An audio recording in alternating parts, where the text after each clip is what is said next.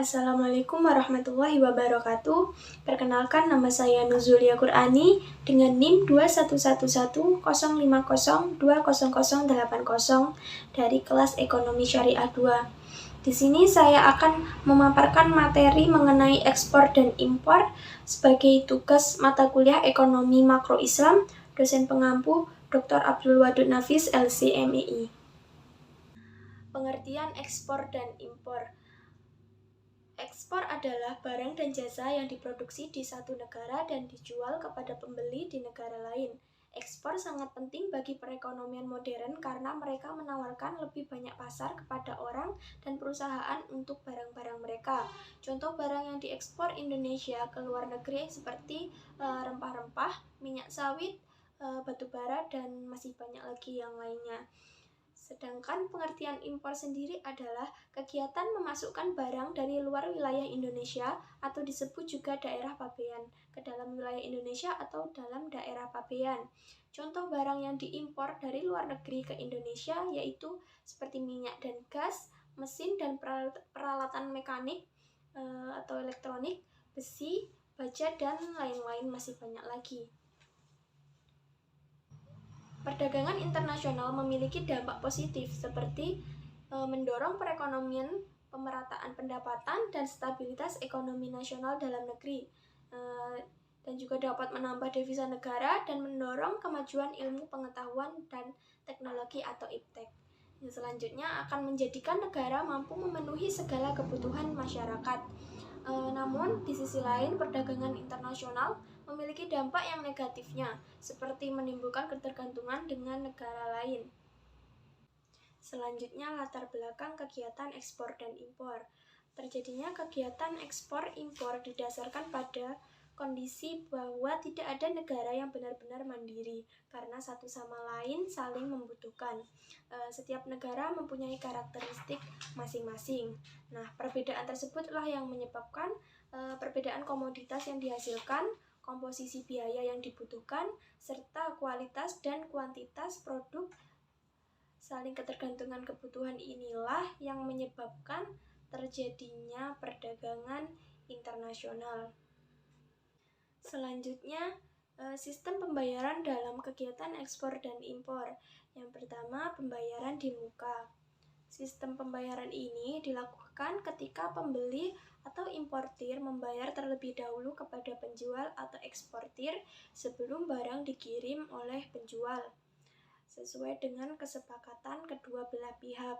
Yang kedua, perhitungan kemudian atau open account. Dalam sistem open account, penjual yang lebih dulu menyerahkan barang, kemudian pembeli membayar harga melalui perintah transfer bank ke rekening penjual. Yang ketiga, konsinyasi adalah penyerahan barang eksportir kepada importir di luar negeri dan barang tersebut dikirim oleh eksportir sebagai titipan untuk dijual oleh importir dengan harga yang ditentukan oleh eksportir. Yang keempat, letter of credit adalah surat jaminan pembayaran dari opening bank kepada eksportir selama eksportir menyerahkan dokumen sesuai dengan syarat dan ketentuan tersebut. Pembayaran ini merupakan pembayaran yang paling aman karena mengutamakan kepentingan kedua belah pihak dan hanya melibatkan dokumen tanpa melibatkan kondisi barang. Yang kelima, collection. Collection adalah cara pembayaran menggunakan jasa bank untuk menagih. Cara pembayaran lainnya seperti barter, yaitu pertukaran barang dengan barang secara langsung tanpa adanya pembayaran dalam bentuk uang. Selanjutnya, barter konsinyasi, yaitu sama halnya seperti barter biasa, tetapi harga barang ekspor lebih tinggi dari harga barang impor. Selisih harga tersebut harus dibayar oleh importir asing melalui transfer. Uang muka kurang 100% maksudnya yaitu uang muka tidak langsung untuk semua barang ekspor, tetapi 0-25% sampai 95% dari harga barang ekspor.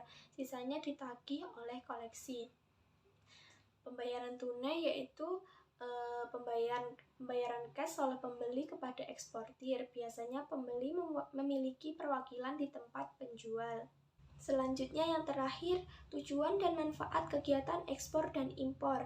Tujuan kegiatan ekspor dan impor antara lain, yang pertama, meningkatkan laba perusahaan melalui perluasan pasar dan memperoleh harga jual yang lebih baik atau optimalisasi laba. Yang kedua, membuka pasar baru di luar negeri sebagai perluasan pasar dalam negeri atau membuka pasar ekspor. Yang ketiga, memanfaatkan kelebihan kapasitas terpasang. Yang keempat, terlatih dalam persaingan yang ketat dalam pasar internasional. Sedangkan manfaat dari ekspor dan impor yaitu yang pertama, meningkatkan persahabatan antar negara. Hubungan dagang yang baik dapat menimbulkan hubungan yang lebih baik, bahkan dapat menciptakan hubungan tidak hanya dalam perdagangan, tetapi dapat merambat dalam budaya, sosial, politik, dan sebagainya. Yang kedua, kebutuhan setiap negara tercukupi. Dengan perdagangan internasional, negara dapat melakukan kegiatan impor. Demikian juga negara yang memiliki kelebihan produksi dapat mengekspor ke negara yang belum mampu berproduksi atau yang produksinya belum mampu memenuhi kebutuhan tersebut. Yang ketiga, mendorong kemajuan ilmu pengetahuan dan teknologi. Adanya perdagangan internasional dalam hal ini, kegiatan ekspor dan impor dapat menggiring seorang pengusaha atau perusahaan untuk melakukan teknik produksi yang lebih efisien. Untuk mewujudkannya, banyak pengusaha yang mengimpor mesin atau alat modern untuk memaksimalkan produksi. Yang keempat, memperluas lapangan kerja. Dengan memperluas pasar ke luar negeri, suatu negara, dalam hal ini para pengusaha, akan meningkatkan produksinya. Situasi ini akan mendorong pengusaha untuk membuka peluang baru. Yang kelima, sumber pemasukan kas negara. Kegiatan perdagangan ekspor dapat meningkatkan pendapatan suatu negara. Kegiatan ini menambah penerimaan pajak, karena kegiatan ekspor dan impor dikenakan biaya masuk atau biaya keluar yang berbeda di setiap negara atau jenis barang dalam penerapan tarif, selain meningkatkan nilai cadangan devisa negara. Demikian pemaparan materi dari saya. Kurang lebihnya saya mohon maaf. Terima kasih. Wassalamualaikum warahmatullahi wabarakatuh.